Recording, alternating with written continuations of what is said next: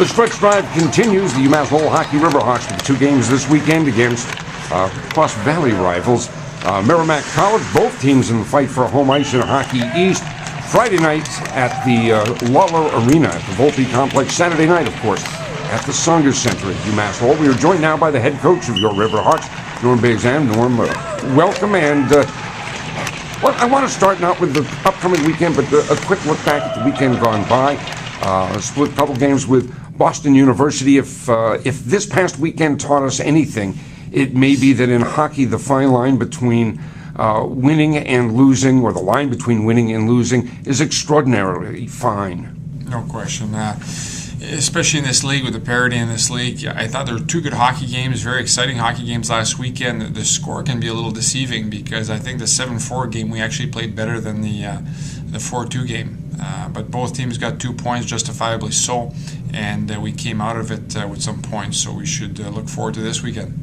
I look back at last Saturday night, and again, we've talked about the resilience of this team, and I want to talk specifically about the resilience of goaltender Doug Carr. Probably would have wanted a couple of them back on Friday night, and boy, he was terrific on Saturday. No question. I think we both would agree that Doug didn't have his best game on Friday, but he came back and showed that he can bounce back from a tough night, and that's important for a goaltender. Show that resiliency that you talked about, and show that you can bounce back mentally from a loss.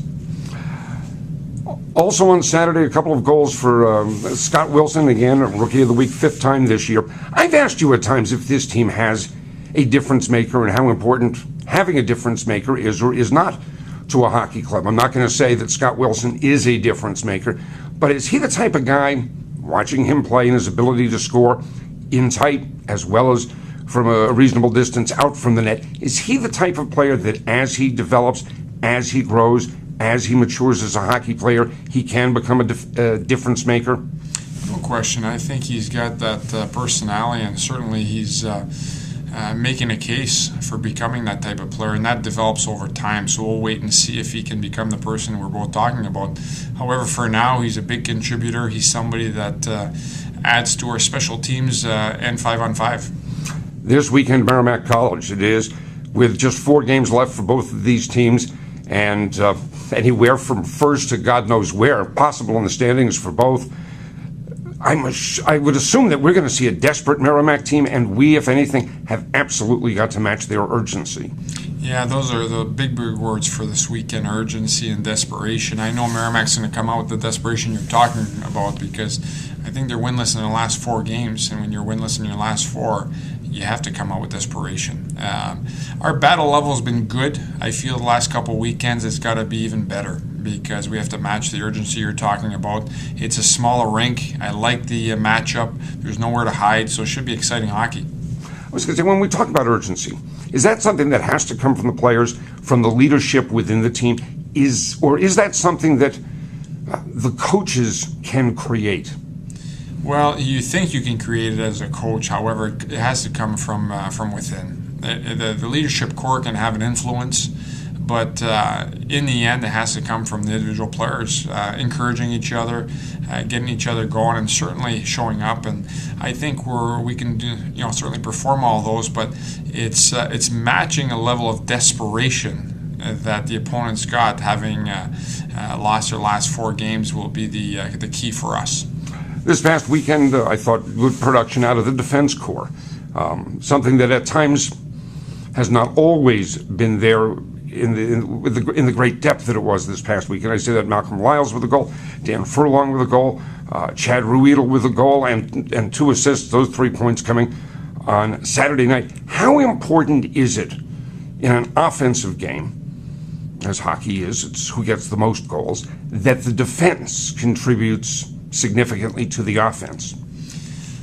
Well, I think it's important that you score more than the opponent. Who gets those goals and on any given weekend really doesn't matter to me. It's nice when your defensive core can contribute and help out, but I'm more concerned about them keeping it out of our own net than helping offensively.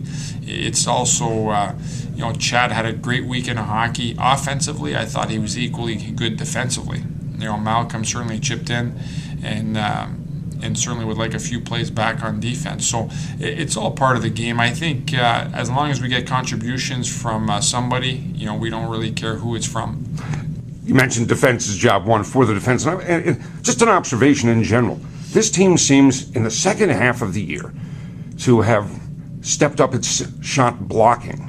I don't know if we keep stats. I know Hockey East in general doesn't keep stats on that. But to me, there seems to be a marked difference first half, second half of the season in shots blocked. Maybe I'm wrong on statistically on that, but this team seems to be doing that well.